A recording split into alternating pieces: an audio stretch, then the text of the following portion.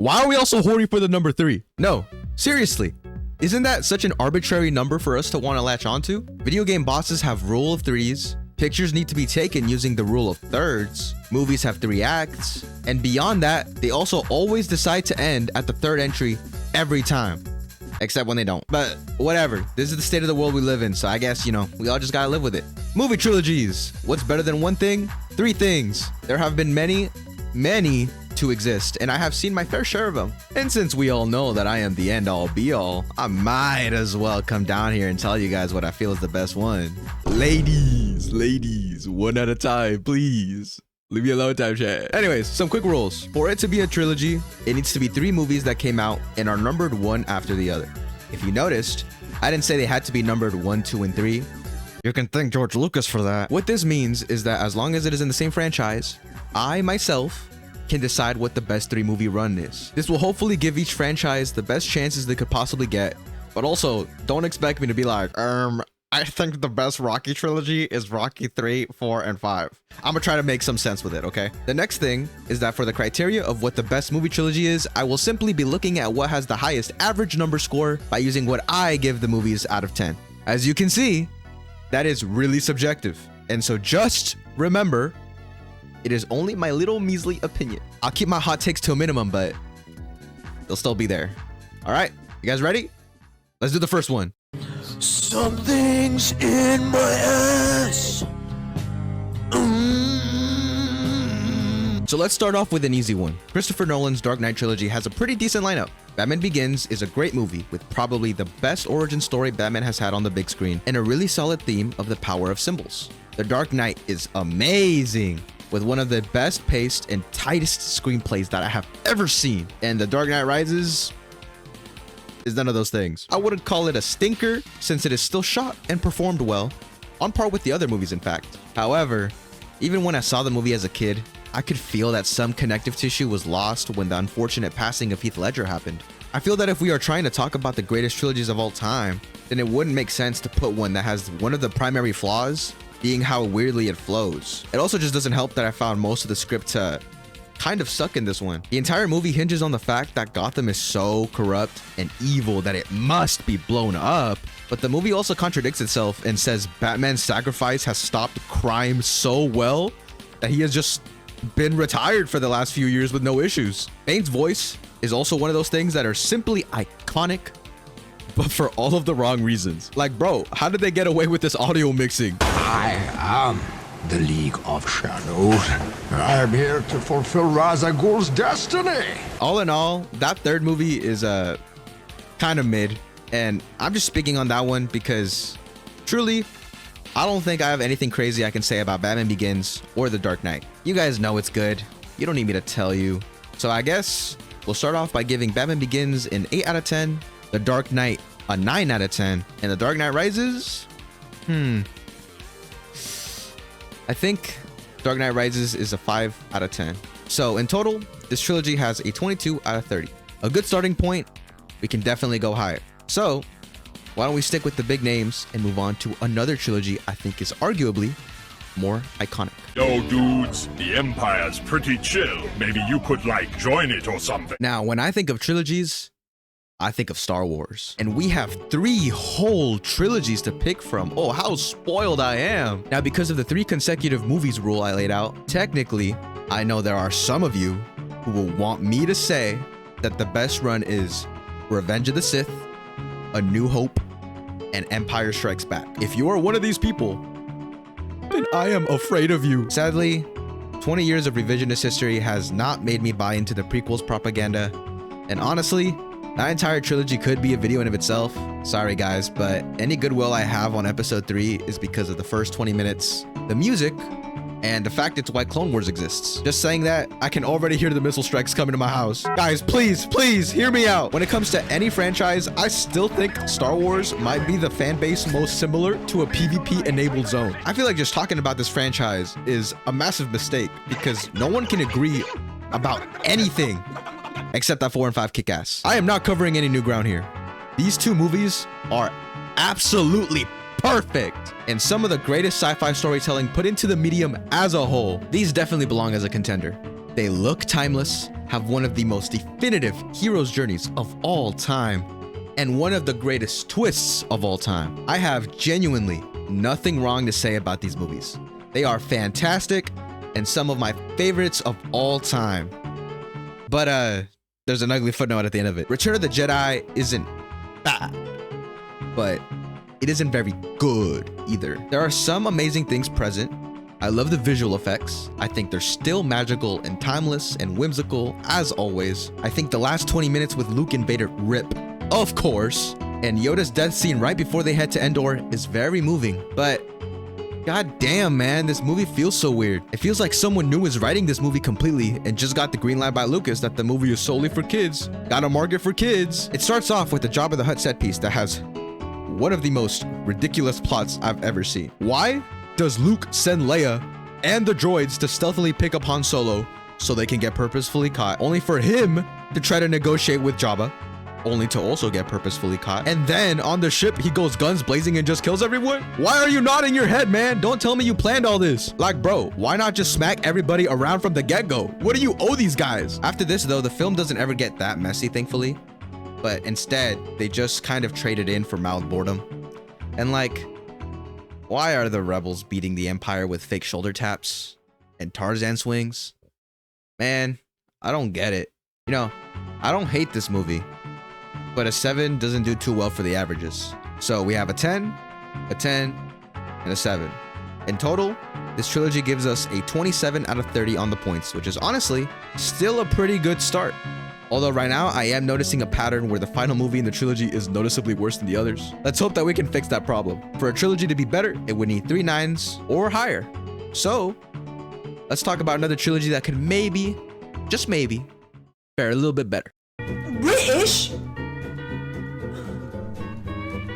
So I'm going to be sprinkling in some more Film Bro trilogies in the mix with the big names since I have a lot to say about them as well. But still, I'll try to keep it brief. I know you guys don't care that much. So, Edgar Wright, director of Baby Driver and Scott Pilgrim, made a trilogy before both of those movies with Simon Pegg and Nick Frost. The basic concept is that it is a trilogy dedicated to making parodies of movies. But the twist is that the movies are not actually connected through a cast of characters you see in every movie. Instead, it is a trilogy spiritually because it involves the same crew making parodies on different genres of movies, such as Shaun of the Dead doing zombie horror, Hot Fuzz doing action, and At World's End doing the whole body snatcher alien thing. Personally, I think this is a concept for a trilogy I can really get behind. I really like that the connective tissue between the movies is found within the core of the story, like the jokes. I like that every movie has some of the same gags that just pile on top of each other, and I think it becomes really funny. I think it's cute. I'm taking a shortcut before. What's the matter, Danny? You never taken a shortcut before?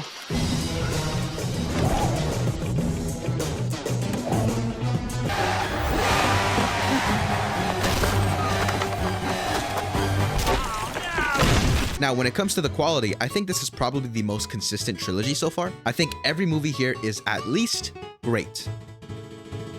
But I think this is where I start speaking out of my ass again. Now, I really like these movies, guys. I swear, I like movies, guys. But how much do I really like them? I'd say my biggest issue is that I think these movies are more clever than they are funny, and they are comedies after all. If someone tells me they found these hilarious, I would not question it. But for me, personally, I don't know. Maybe it's just that I'm too new gen to really learn to appreciate humor from the mid-2000s and their over-the-top humor. I think for me, I can only really truly love absurdist comedies if they strike the right balance of looking like they're not trying too hard to be absurd. Garth Marenghi's Dark Place is a great example of subtle absurdism.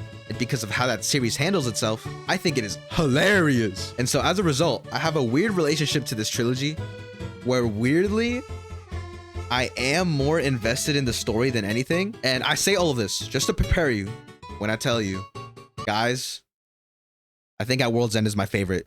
You need to leave! I'm sorry, guys. I'm sorry, okay? I can't help. At World's End is the most heartfelt of the three. And so frankly, I'm not gonna lie. It did move me quite a bit. And so I would give that one the highest score out of 9. And then I would give the other two an 8 out of 10 for a total of 25 points out of 30. So far, Star Wars is still on top. So I'm wondering, what could compete?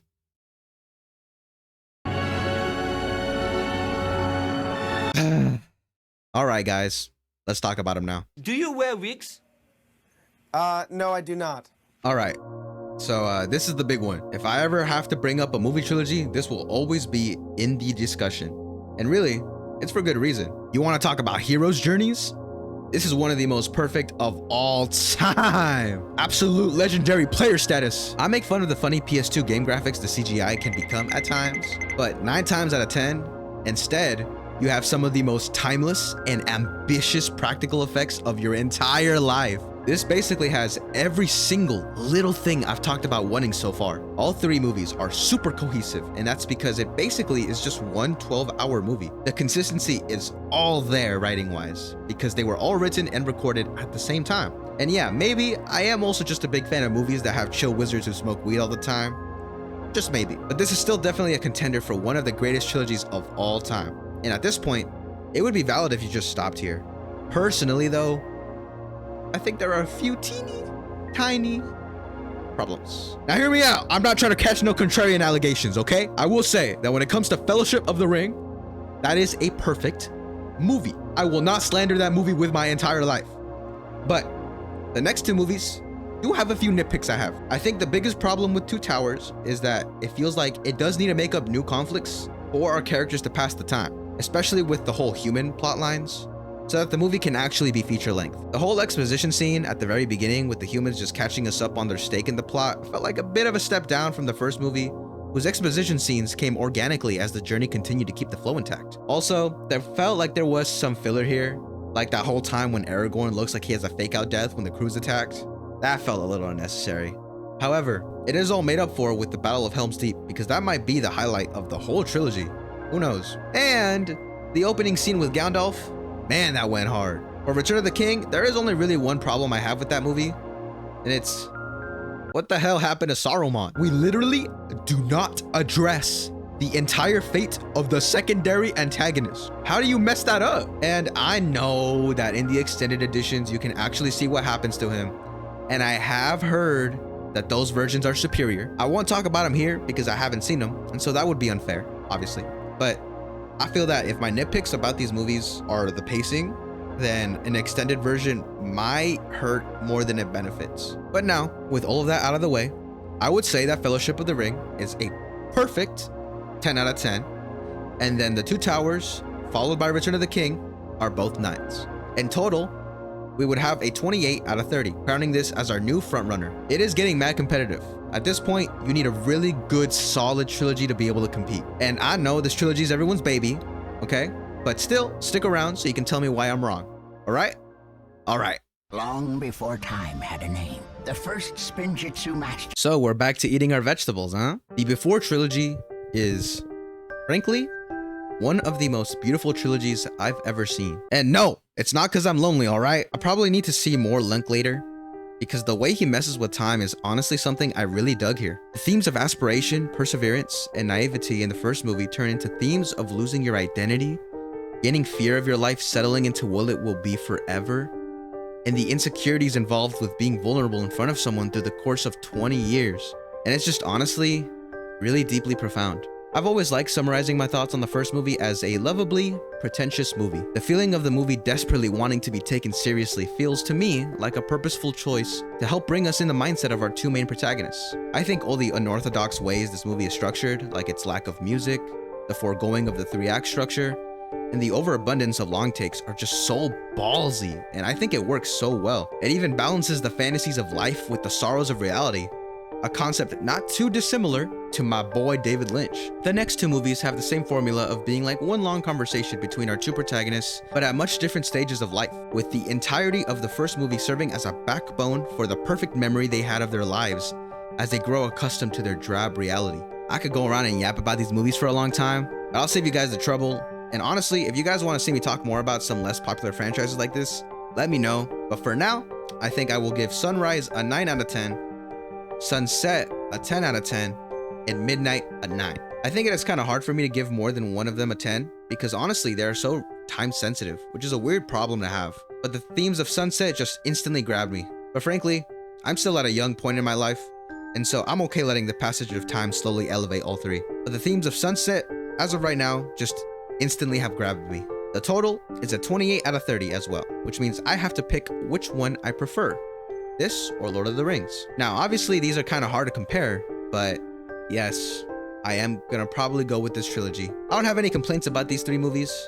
The things that bring them down are just the fact that personally, I resonate with one of them a little bit more than the others. Basically, the one all about the regret of fumbling a baddie is hashtag relatable to me, alright? Leave me alone. But alright, I think it is time for the moment of truth. What is the greatest trilogy of all time? Because I do actually believe there is a trilogy I find to be perfect the whole way through. It has everything I want, and all the pieces only serve to enhance each other. A perfect experience from beginning to end.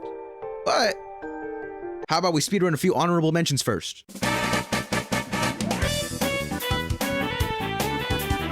All right, so let's make this a little bit quick. Let's just run through these. I was thinking about putting the Back to the Future trilogy because honestly, it is really dang solid.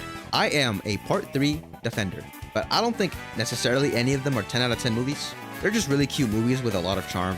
I would personally put them at a 9, 9, 9 for a 27-point average. The Three Colors trilogy was super close to being the best one. I think blue and red are perfect 10 out of 10s.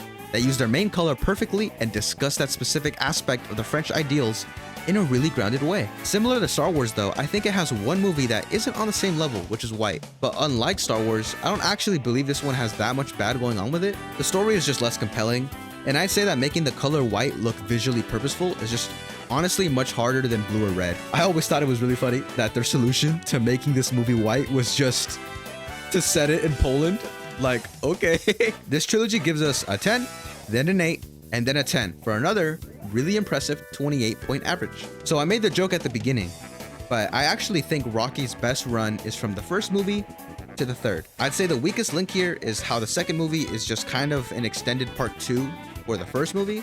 But I mean, the first movie is amazing, so that doesn't bug me too much. I really like how the third movie then explores the stuff that would happen after you grow famous, like Rocky becoming really cocky and needing the help of his old rival to motivate him. So in terms of cohesion, it is also just really dang solid. I would give that trilogy a 9, an 8, and then a 9 again, for a total of 26 out of 30. When it comes to the MCU, I think there's a lot of trilogies out there, but only one that really stands out for me, and that would be James Gunn's Guardians of the Galaxy. They're insanely fun and great sci-fi action adventure stories that feel unique from others because of the more modern day music for the soundtrack. I think they're all 9s, which gives it also a 27 out of 30. I also want to mention some trilogies I have not watched yet because if you guys couldn't tell, I'm not like the most prolific critic out there. Like for example, I have not seen the Dollars trilogy. I think that has the potential to actually be a really good contender. I could fully see me watching all 3 and thinking, damn, these are all 10 out of 10s. Holy crap. When it comes to The Godfather, I have only seen part 1 and 2, which are obviously goated, but I don't have much hope in part 3, so that's why I haven't watched it. I also have only seen the first Indiana Jones, so yeah, maybe, but I also haven't heard that many crazy things about that trilogy. But yeah, those were all my honorable mentions. I think now it's time to look at what I think is the greatest trilogy of all time. So the greatest trilogy of all time is Park Chan-wook's Vengeance trilogy. This trilogy is one of the most thrilling and cathartic trilogies I have ever had the luxury to sit through. Most people probably know the second movie in the series, Old Boy. It's just like the Cornetto Trilogy, where the thing that sticks the whole trilogy together is the themes, and the themes of revenge are explored deeply. The first movie, Sympathy for Mr. Vengeance, is your classic run-of-the-mill vengeance is bad, revenge will come back to bite you type story, but it does it in a way that I simply could just not dare spoil. I swear, watching this movie feels like it has 4 or 5 different climaxes, and it's also sometimes very hilarious with its absurdism intercut with scenes of absolute misery. Okay, saying that out loud, I think it makes me sound like a masochist, but guys, I swear it's good, okay? I'm not crazy. Then we have Old Boy, which somehow has even more visual sauce, even more funny jokes, and even more twists. I think this movie has one of the greatest villains I have ever seen put to screen, full stop. I like that this movie, in many senses, tricks you with its direction. It's kind of shot like an Edgar Wright movie, with a superhero, tropey, hyper-stylized way to give off the idea of this delusional, childish view of good versus evil that our main character has because he's been a basement dweller for like his entire life. It has such a fascinating idea it tries to explore too, with the focus on the commitment to love, and if someone who stops caring for you ever loved you in the first place, or if that could somehow make you more pure than someone who lies to themselves and continues to love you to a frighteningly loyal degree. And then we have sympathy for Lady Vengeance, which is the big fat conclusion to this trilogy. And somehow it connects everything. Like, bro, this is crazy. It remixes a lot of the same story beats from the first movie and the second, and instead of looking at why revenge is bad, like the other two, it takes a step back and says, now hold on, we all know revenge is bad, but why do we still want to do it? The third act of this movie was 45 minutes of straight catharsis. My jaw was on the floor the whole time. You know that whole era of memes that happened like a year ago with the non-linear storytelling?